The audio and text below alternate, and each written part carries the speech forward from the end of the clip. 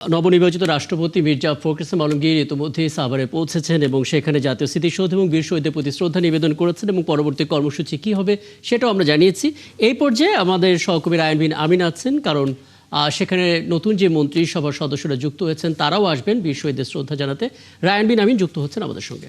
Ryan বিন আমিন, একটু বলবেন আসলে কটা নাগাদ নতুন মন্ত্রী প্রতিমন্ত্রীরা সাভারের স্মৃতিসৌধে আসতে পারেন, কোনো ধারণা পাওয়া গেল কিনা, এবং এখান থেকে তারা আসলে কোথায় যাবেন এরকম কোনো কর্মসূচি সম্বন্ধে কোনো ধারণা পাওয়া গেল কিনা একটু জানাবেন আমাদেরকে রায়ান।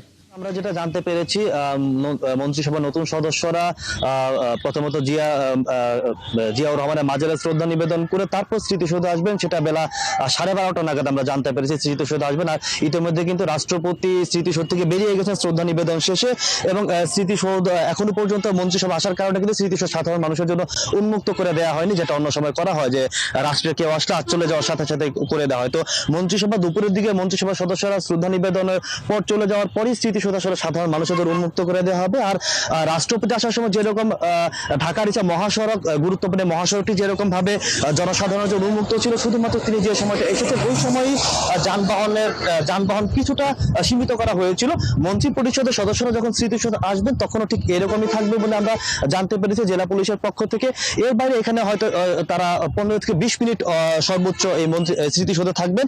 এরপর বেলা 1টার আগে আবার তারা ঢাকার উদ্দেশ্যে রওনা করবেন বলে আমরা এখন পর্যন্ত জানতে পেরেছি। তো এর বাইরে আসলে মন্ত্রী পরিষদের কার্যক্রম সম্পর্কে আমরা এখনো পর্যন্ত বিস্তারিত তেমন কোনো কিছু জানতে পারিনি।